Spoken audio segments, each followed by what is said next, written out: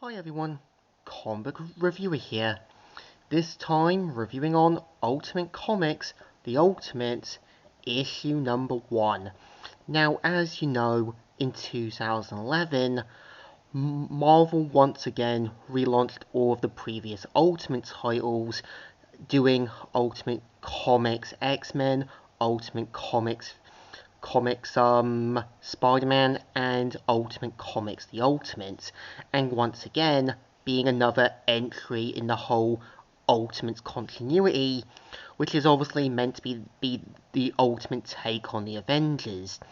And the cover is mainly meant to be an, another kind of alternative back cover, so let's get on with the story.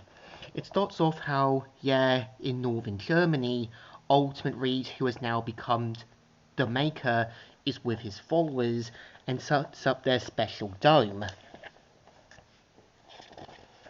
And we see how at the Triskelion, we see how Ultimate Nick Fury gets ready with his team of computer experts to kind of get the intel of what's currently up to date. And we see how things with Asgard are going sour. We kind of see how Captain Britain and the others are kind of sorting out the issue with the Ultimate Asgardians. And we even see how there's an issue with Argentina and that. So even Ultimate Nick Fury asks, where's Tony? And turns out at a gala in honor of Shinobi Shaw, we see how Ultimate Tony is talking with a random lady, and we see how he has a new Jarvis after what happened to the previous one in the Ultimates 2. And turns out the guy's name is William, but Ultimate Tony mainly refers to him as Jarvis in honor of his previous, basically, butler and aide.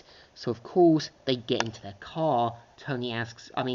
Ultimate Nick Fury asks where he's been, but we see how Tony kind of gets his helmet on to link to one of his armors, and gets ready with his team of Rocket Men to help deal with the whole Argentina thing. And we see how Ultimate Captain Britain and the others make it to Asgard. And we see how as soon as they open the door, everyone is partying, drinking, and getting wasted, even Ultimate Odin. And we do see how just as about Ultimate Captain Britain is to confront them, Ultimate Thor offers them a drink, but because of Captain Britain being stubborn and a little more focused on the mission, he openly angers Ultimate Thor. And this is where even Ultimate Fury realizes they're so dead.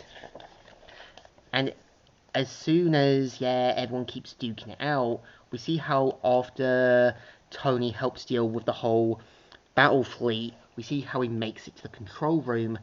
Everyone is still duking it out in Asgard, and Ultimate Captain Britain sucker punches Ultimate Thor out of the Asgardian building. And of course, just as they are continuing fighting, they see Ultimate Reed's kind of giant dome. And even Ultimate Nick Fury asks Ultimate Hawkeye what's been going on in that. But of course, something happens to Ultimate Hawkeye, and even tries to kind of find out everything that's been going sour.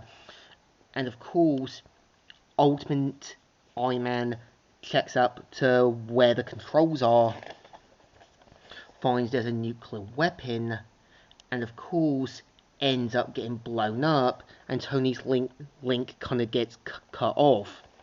And we see how with Germany, how Ultimate Thor as well as the other superheroes from London end up having to deal with Ultimate Reed's followers. And as soon as Ultimate Nick Fury realizes all hell has finally broke loose, we even see how one of his aides say, "The White House is also calling. They want to know what you're going to do." I don't know.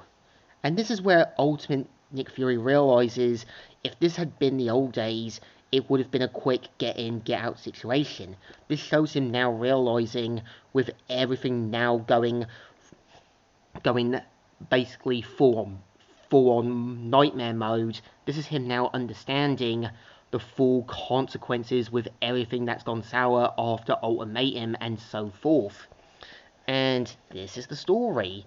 So I think issue 1 of Ultimate Comics The Ultimates is definitely enjoyable, and definitely shows how Ultimate Nick Fury having to realise, due to so many things that have happened throughout the other previous issues, this is him now finally realising this is a completely different ball game from the stuff that he was pretty much used to.